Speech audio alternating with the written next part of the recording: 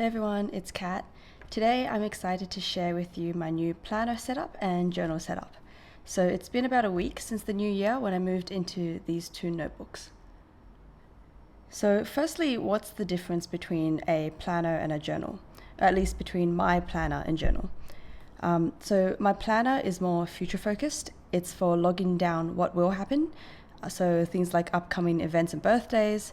It's messy, it's dynamic, things can get postponed or moved around, and it's mainly functional. It's not for aesthetics. And for me, I'd like it to be compact so I can take it on the go, so I can refer back to it or add things in when I'm making plans with my friends. My journal, in comparison, is focused on the past. So it's for logging what's already happened. It's a record of my lived experiences, so my thoughts and my feelings on that particular day. And I'm also using this as a memory keeper. I paste in photographs, receipts, brochures, and other bits and pieces of ephemera to remind me of the places I've been and the people I've spent it with. So my planner is a sterling ink passport size weekly planner, and it's housed in this Traveler's Factory brown passport leather cover. I've put on a Yosegi charm on this, a Traveler's Factory brass fountain pen, and a Traveler's Factory brass clip, and finally a phone charm of a Suzuran lily of the valley flower that I bought in Japan. My journal is a Hobonichi Original A6 English version Monday Start. That's such a mouthful. This cover is custom made from an Etsy seller who used Mina Pohonen fabric to make this patchwork design. So I'll go through how I've set up my planner first. I'll briefly give you guys an introduction to how I use this sterling ink planner and what I've done in addition to how it is out of the box to make it work for my life. So let me bring you guys a little bit closer.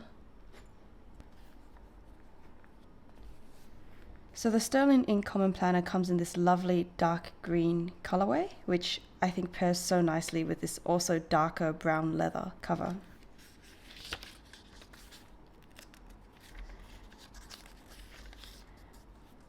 So as one of the first spreads, Sterling Ink provides a goal-setting matrix.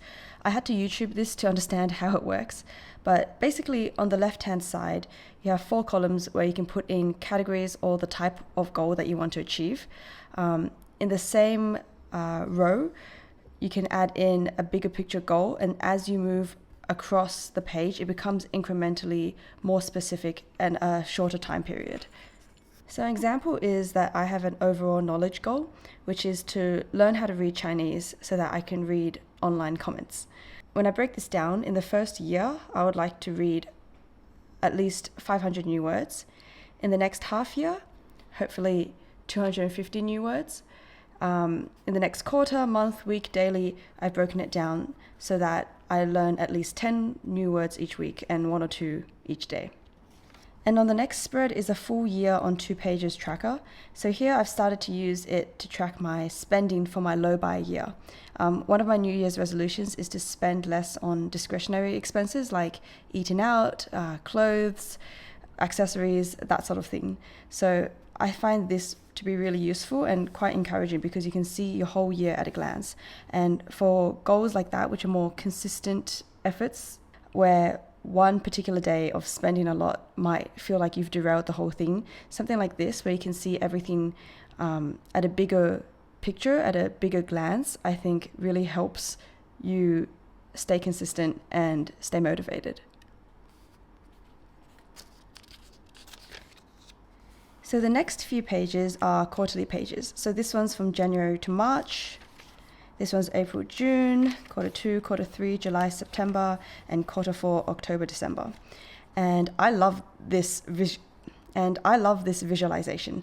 I find that this bigger bird's eye view of each quarter really helps me understand what's coming up.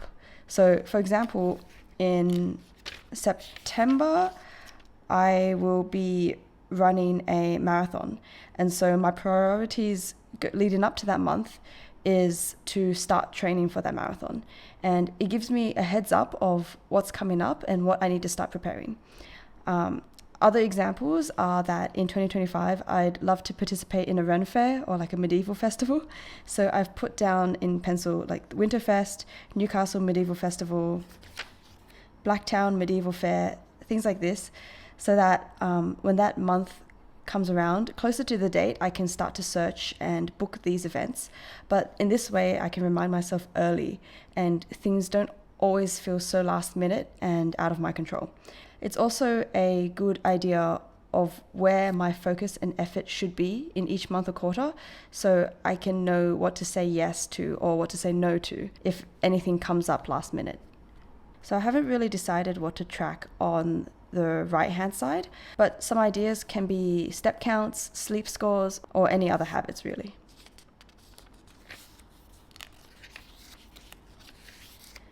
So next we have the monthly spreads, and I'm using this in the very basic way. I'm just putting in birthdays and events. And this is my first point of call when I add in new events. So I use this monthly spread as my source of truth, and then I migrate these events into the weekly view as each new week starts. So here's an example of this week. It's really beautiful, really minimal, and I've copied that style already set by this notebook, and I've just made my writing more monochrome compared to what it was in last year's planner, which I talked about in last year's video. I also think this 6 a.m. to 12 a.m. timeline is really perfect for me. I don't see myself planning things for the hours outside of these times. And finally, we get to the end where there's about 120 pages of empty grid paper. And I hated this at first because I thought this notebook could be more compact without it. As you can see, it takes up, I'd say, about 30% of the notebook. But since then, I've started to use this section for things that I'd like to constantly refer back to in the year. I used to use my field notes for that sort of stuff, but I go through field notes maybe once a month or once every 2 months. And so I'd have to keep rewriting certain things in my most current journal. So I think it works to put them here since I'm using this notebook for the entire year.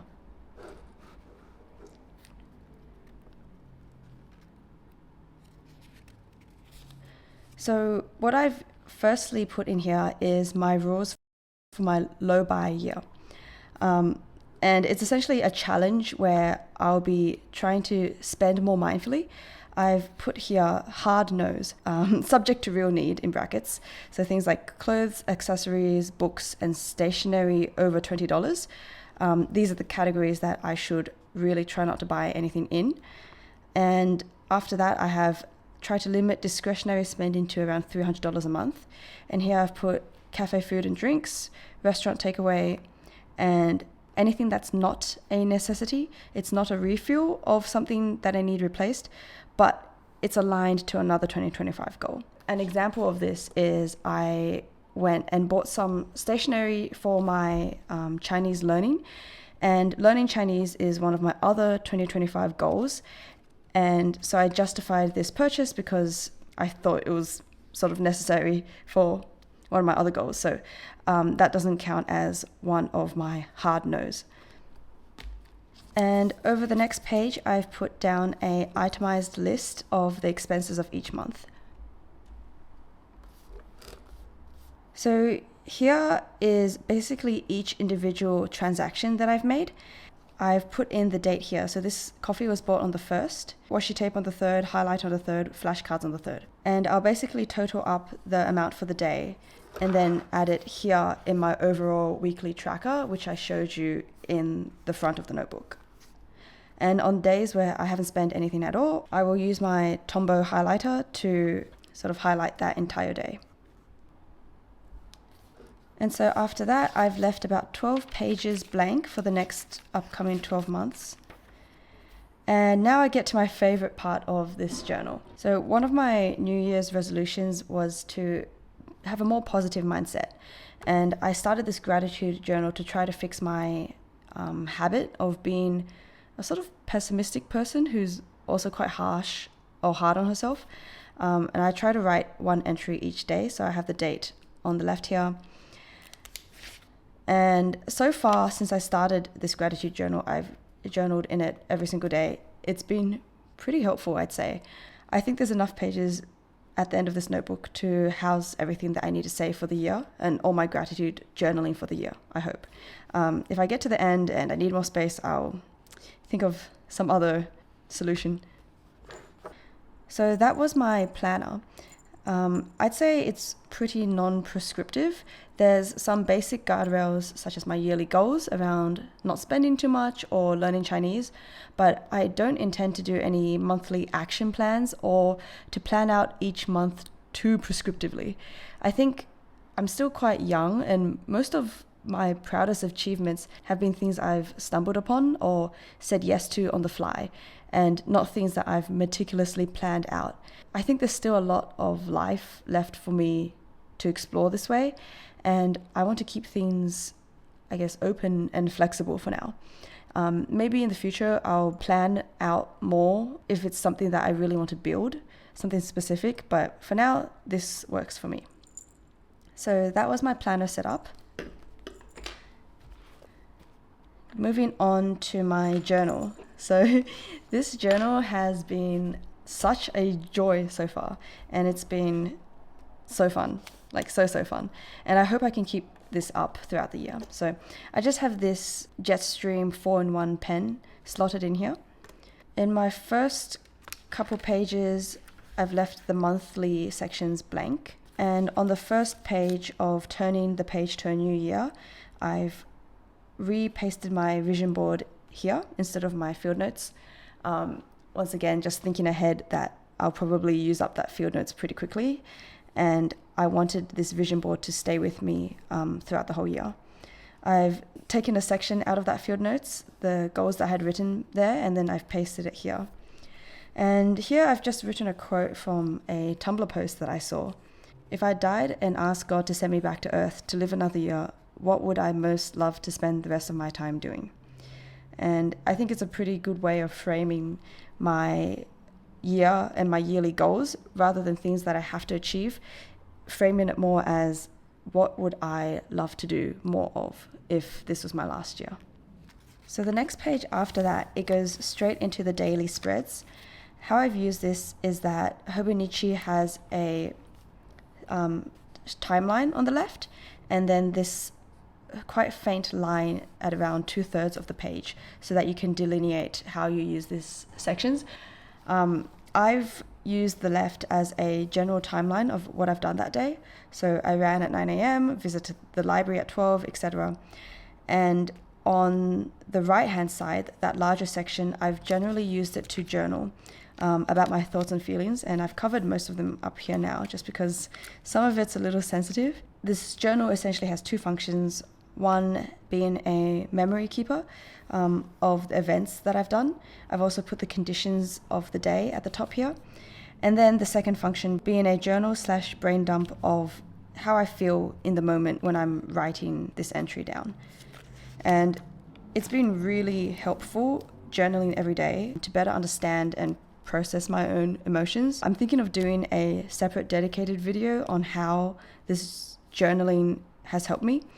But yeah, that might be coming in the future.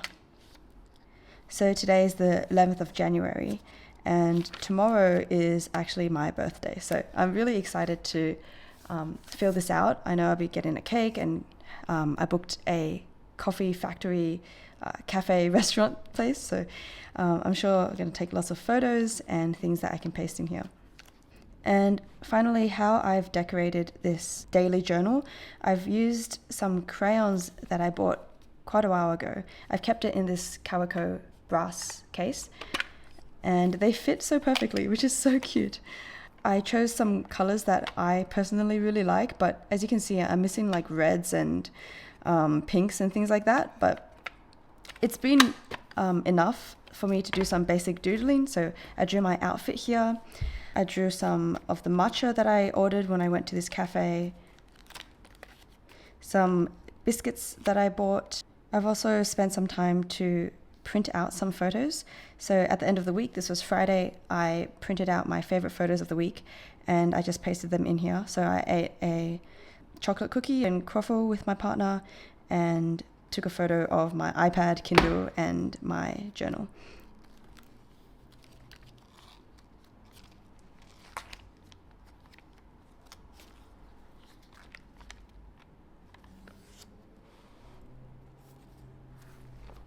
So that's a week spent in my planner and journal in this new year, and I hoped it inspired you in any way to either plan better or memory keep better. I feel like this system is going to work really well for me. This is the first year that I've splurged a little bit and bought a Hobonichi and bought a sterling ink, both of which were not cheap for me to get, but it's feeling really good so far. So I think the investment might pay off in terms of clarity of my mind and how much I'm loving my notebooks. So I'm definitely going to try to stick to my low buy year as well, so that some of these expenses that I've made in November of last year, they can go further, so that I don't always clutter my life with new exciting things. I can appreciate what I've already bought. So yeah, that's it, and I hope you enjoyed this video. I'll see you in my next one. Bye.